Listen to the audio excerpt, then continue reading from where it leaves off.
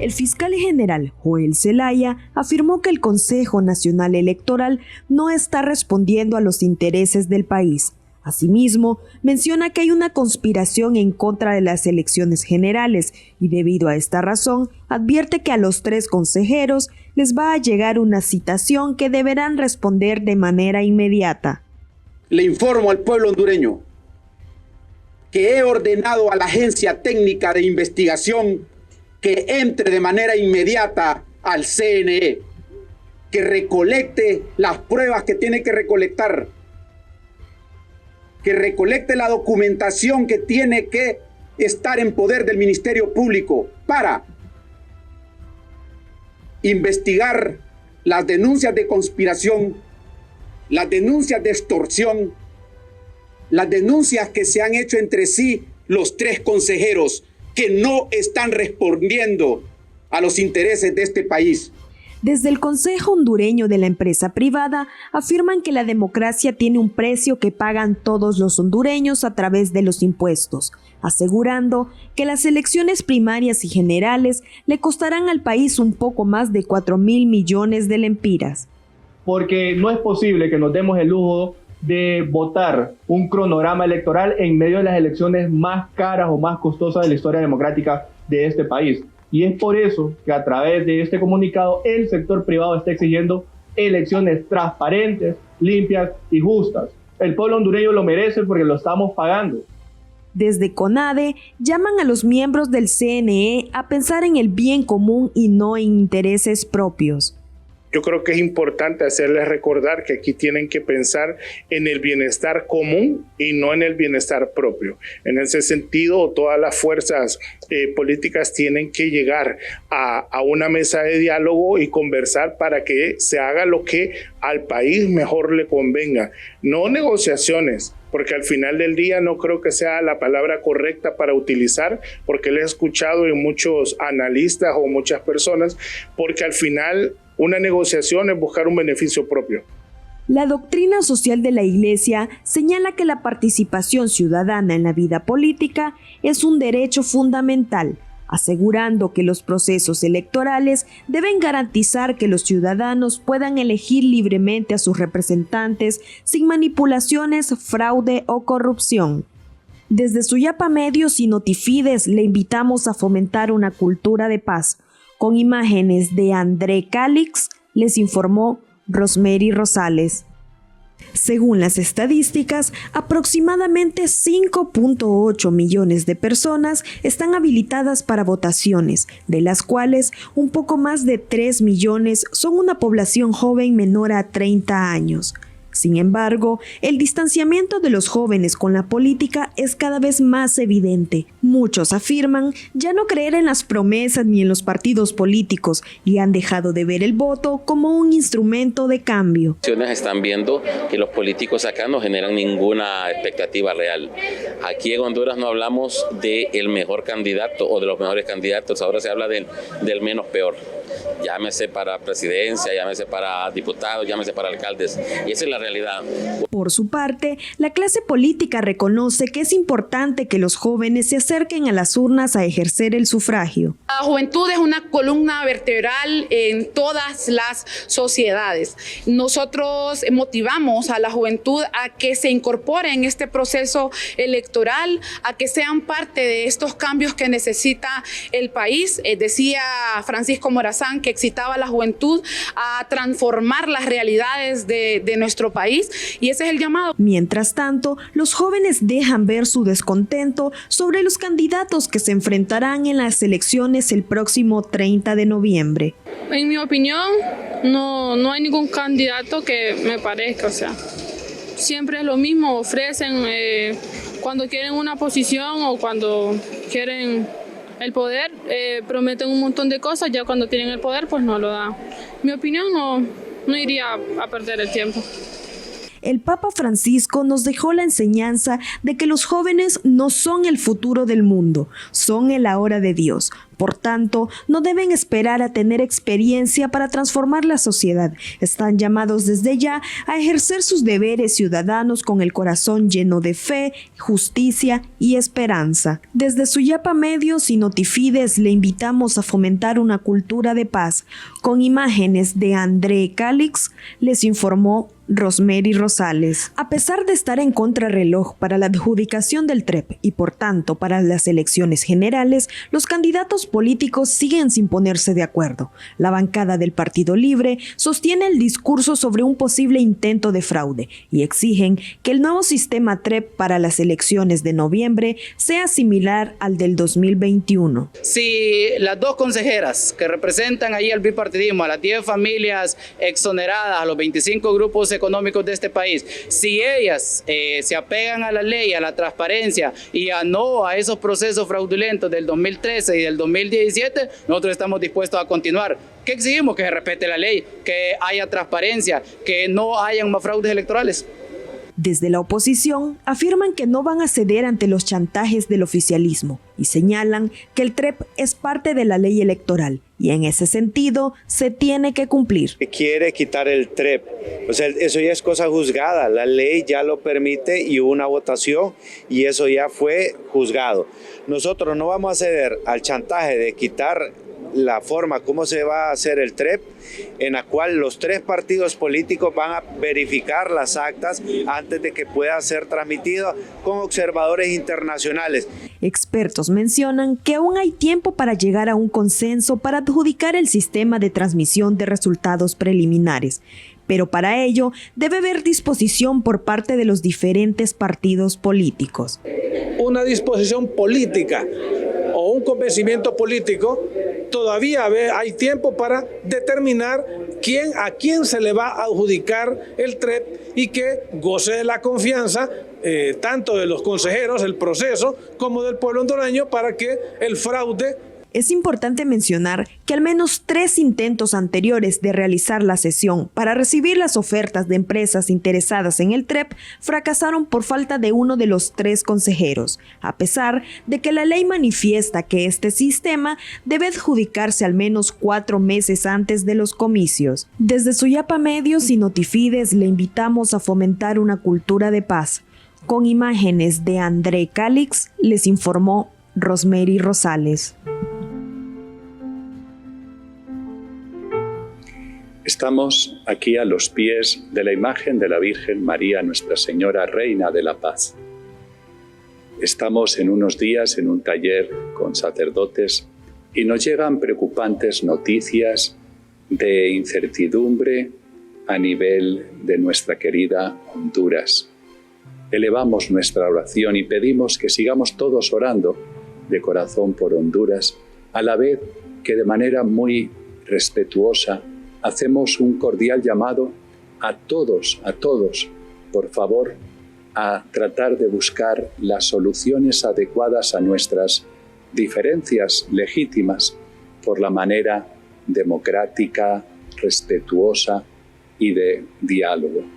En nombre de Dios, en nombre de nuestra fe, al respeto, al diálogo y a los acuerdos que tenemos que hacer mutuamente. Es necesario que nos sentemos a dialogar. Nunca la fuerza, la violencia deben ser el modo para solucionar los problemas que tenemos en Honduras. Deben ser siempre el respeto, el diálogo, los acuerdos. Por intercesión de la Virgen de Suyapa, invocamos la paz y la convivencia fraterna entre todos los hondureños y extendemos nuestra bendición en el nombre del Padre, y del Hijo, y del Espíritu Santo.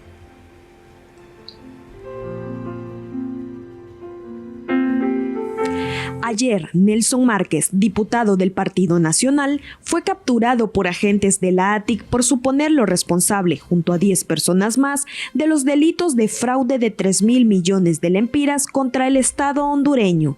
Según el comunicado publicado por el Ministerio Público, los imputados se beneficiaron directamente del dinero obtenido mediante demandas fraudulentas y parte de estos fondos fue depositada en cuentas personales de los involucrados y de familiares de altos funcionarios también acusados.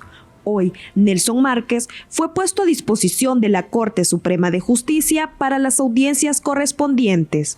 Total del requerimiento fiscal, sabemos que son 11 personas las imputadas, entre ellos algunos ex empleados de instituciones en administraciones anteriores, y se sigue el procedimiento especial para altos funcionarios del Estado, dada la incorporación al requerimiento fiscal del diputado Nelson Márquez. En ese sentido, entonces, estaremos a la espera del inicio de la audiencia de declaración de imputado, que es una audiencia de carácter preparatorio.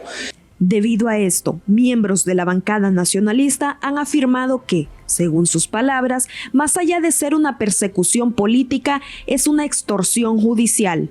Esto es una extorsión y un terrorismo judicial contra la oposición política, violentando los procesos.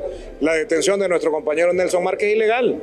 No reúne los requisitos y los procedimientos que establece el Código Procesal Penal en su artículo 414, 415. Se tiene que reunir la Corte Suprema, el Pleno de los 15 y nombrar el juez natural. ¿No lo están haciendo así? Ciudadanos opinan que en Honduras se está impartiendo una justicia acomodada. La justicia en el país, cásimente el pueblo ya no confía en ella. Porque no es una justicia, es una justicia acomodada, es una justicia a los intereses del oficialismo. Entonces nosotros como pueblo nos sentimos molestos porque no imparten justicia.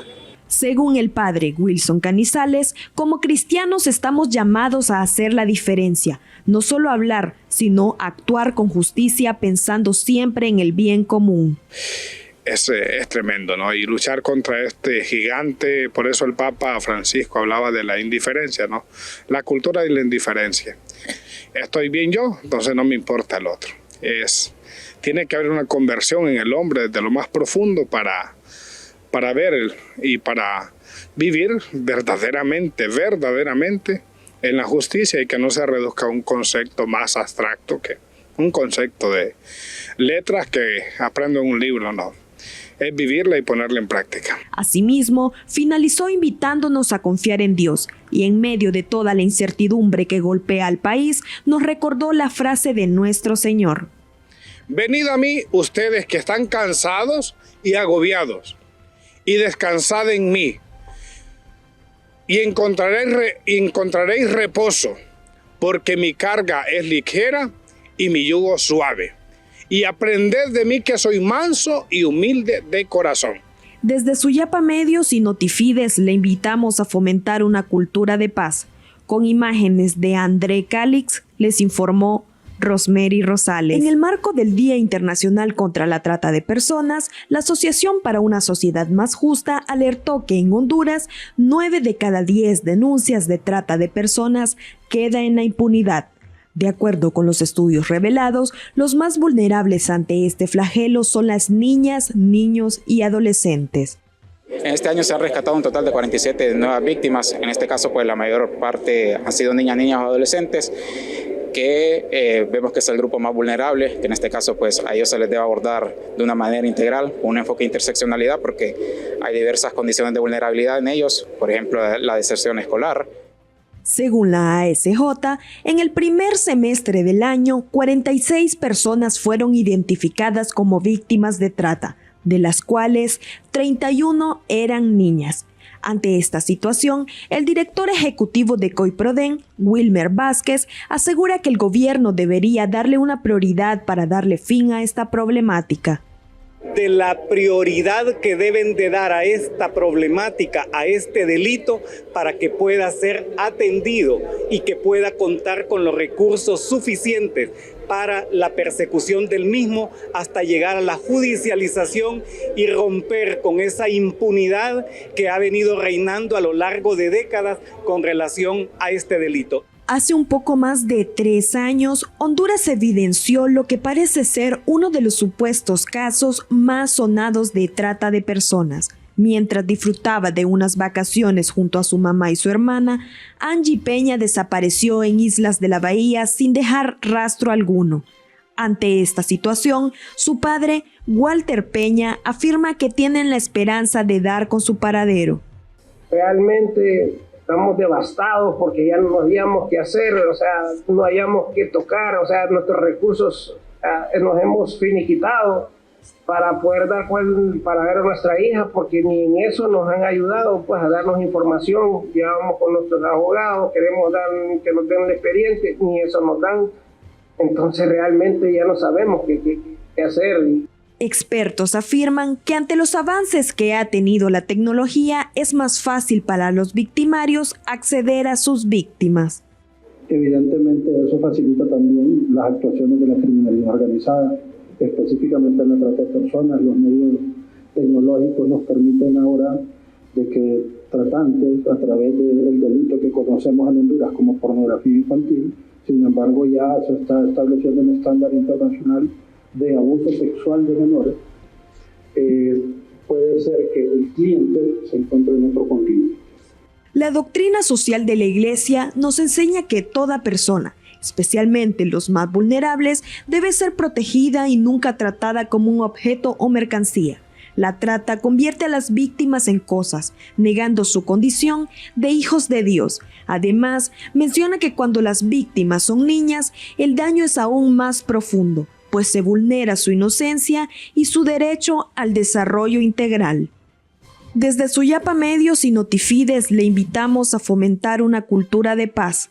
Con imágenes de André Calix, les informó Rosemary Rosales. Al cierre de 2021, la deuda pública era de $15.679 millones y aumentó a $17.250 millones en marzo de 2025. Según el FOSDE, Honduras destina más del 25% de sus ingresos al pago de esta deuda, que se mantendrá vigente hasta después de 2035. En el 2024 eran $16.400 millones.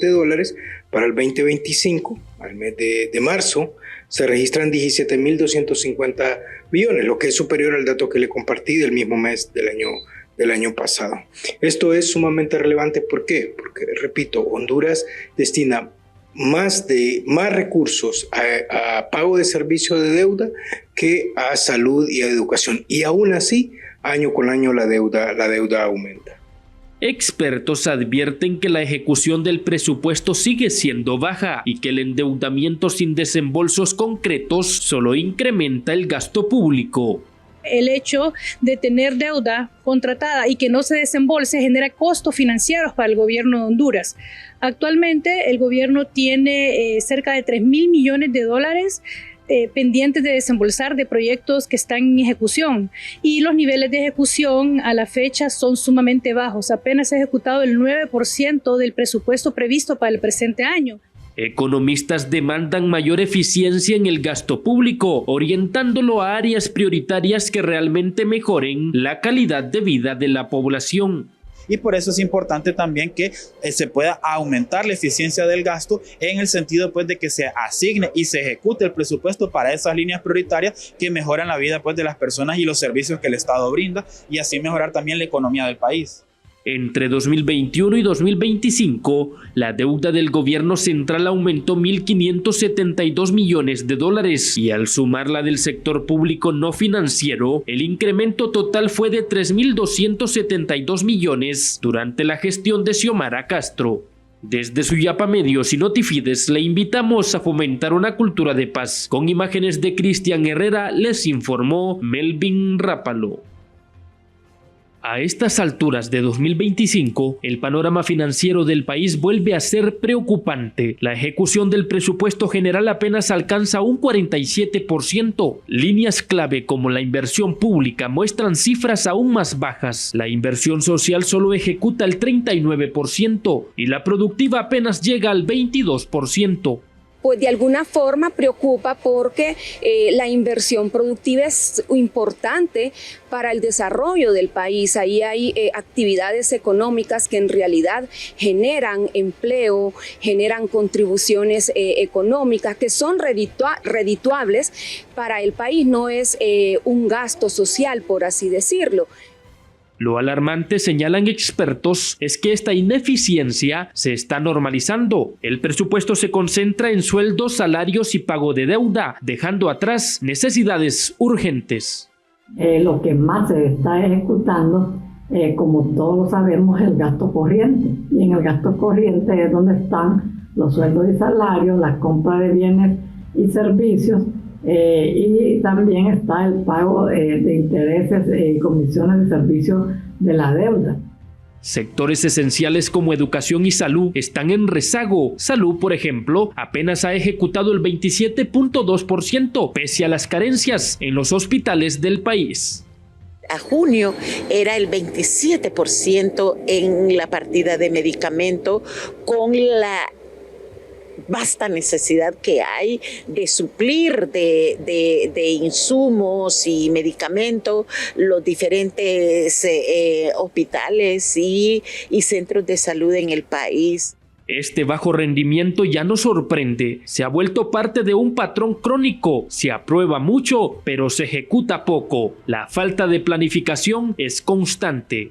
Invisible la planificación, inexistente. No hay planificación, estamos actuando a la deriva y lo peor de todo es que el gobierno expropia con sus impuestos, esquilma con sus impuestos a los trabajadores, a los empresarios, que eso evita que haya crecimiento económico y únicamente hace que engorde un gobierno que no tiene, que nunca ha tenido, por lo menos en los últimos 50 años, ninguna utilidad clara en términos de beneficiar a las clases más desposeídas, ¿no? Del total de instituciones centralizadas y descentralizadas, 72 han ejecutado menos del 40% de su presupuesto, una muestra clara de que el aparato estatal opera por debajo de su potencial. Expertos coinciden en que la raíz del problema es la falta de planificación y la debilidad técnica y gerencial de muchas instituciones. Desde Suyapa Medios y Notifides le invitamos a fomentar una cultura de paz. Con imágenes de Cristian Herrera, les informó Melvin Rápalo. Hace un poco más de 5 años, Honduras se sometió a confinamiento como medida preventiva para evitar el contagio de COVID-19, volviendo poco a poco a la normalidad al pasar los años y con ayuda de la vacunación. En la actualidad, el país registra un aumento de casos, lo que ha llevado a que a través de la Secretaría de Gobernación se llame a los empleados públicos y a estudiantes a teletrabajo y clases virtuales. Pero expertos afirman que estas medidas no tienen sustento científico. Incremento, pero eso no ha motivado a las autoridades ni de Centroamérica, Guatemala, El Salvador, Nicaragua, Costa Rica y Panamá a tomar una decisión como la que está tomando el gobierno de Honduras. Hay un problema aquí porque no existen datos totales para definir una estrategia como lo que ellos plantean. La Secretaría de Gobernación, a través de un comunicado en su cuenta de X, menciona: el teletrabajo no es una comodidad, es una medida de protección colectiva. Asimismo, mencionan que de 11.307 pruebas realizadas, 1.247 son positivas, con mayor incidencia en Cortés y Francisco Morazán. Sin embargo, médicos especialistas cuestionan la medida de confinamiento y afirman que no es necesario en este momento. Descanse en paz el rigor científico, descanse en paz la epidemiología en Honduras. Hoy, sin mostrarnos ninguna evidencia, sin mostrarnos reales estadísticas, se envía a un núcleo poblacional a teletrabajo sin el rigor que da la ciencia médica. Y es que una medida que pretende vigilar por la salud también. Desde el punto de vista político, critican esta medida como una estrategia política para atemorizar a la población y evitar las futuras movilizaciones. Ante esto, el gobierno quiere entorpecer. y el gobierno quiere meterle miedo a la gente, inventándose que hay un rebrote, un brote, un superbrote, no sé, megabrote. Mentira, es completamente falso. Que el COVID da, COVID sí, es una enfermedad con la que tendremos que vivir, pero ya llegamos a la población rebaño, ya no se va a salir de control porque la mayoría de los hondureños estamos vacunados. Los ciudadanos, por su parte, manifiestan que para evitar los contagios de estos virus es importante acatar las órdenes, específicamente el uso de la mascarilla. Bueno, mire, nosotros tenemos que estar preparados en esta vida y estar sometidos a las reglas de nuestras autoridades. Entonces, si ellos dicen con autoridad que las pongamos, pero si nosotros del pueblo de Dios también los sometemos a eso. Expertos afirman que con medidas de uso de mascarilla en lugares de riesgo, lavado de manos y vigilancia epidemiológica en caso de cualquier síntoma, se puede controlar la circulación de la subvariante XFG sin la necesidad de un confinamiento. Desde Suyapa Medios y Notifides le invitamos a fomentar una cultura de paz. Con imágenes de André Calix, les informó Rosemary Rosales. Con el ánimo de fortalecer su compromiso con la formación constante, presbíteros de todo el país participan en una semana teológica dedicada a la actualización bíblica. Monseñor Ángel Falzón, obispo encargado de la Comisión Nacional del Clero, explica esta iniciativa. La semana teológica es una vez al año, pero la formación debería ser algo continuo. O sea, hoy uno tiene que estar al día tomando en cuenta que continuamente están desarrollando las ciencias y lo que antes era tan sencillo, hoy estamos dando cuenta que no es tanto. El acompañamiento al clero nacional durante esta jornada busca redescubrir a Cristo en un mundo cambiante y reconstruir los escenarios donde Él vivió. El curso consiste en poner a Jesucristo en el mundo que Él vivió, que es la Galilea del siglo I. Entonces se trata de acceder a los evangelios, no directamente por los evangelios, se trata de acceder a los evangelios reconstituyendo los escenarios donde Jesús vivió. ¿Qué significa ser judío en ese tiempo? ¿Qué importancia tenía el templo? ¿Cómo vivían su enfermedad los enfermos de aquel tiempo? Y desde allí poder acceder a lo que Jesús realizó y los evangelios nos están narrando. El evento se desarrolla en un centro espiritual con la presencia de unos 120 presbíteros, representantes de distintas diócesis, quienes comparten experiencias y expectativas de este espacio de formación y fraternidad. Vamos llenos de esos conocimientos que ahora pues Monseñor Retamales nos ha venido a dejar, esos conocimientos profundos acerca del conocimiento mismo de la misma Sagrada Escritura, para tener un mayor desempeño, un mayor conocimiento de que cómo es también el caminar del pueblo de Israel en las Sagradas Escrituras.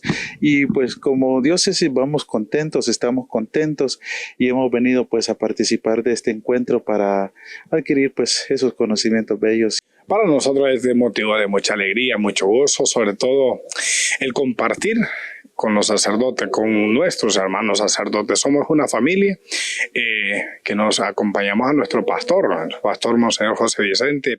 Acompañan este encuentro Monseñor Ángel Falzón como presidente de la Comisión Nacional del Clero, Monseñor José Vicente Náchar, presidente de la Conferencia Episcopal de Honduras, y Monseñor Henry Ruiz, obispo de la diócesis de Trujillo.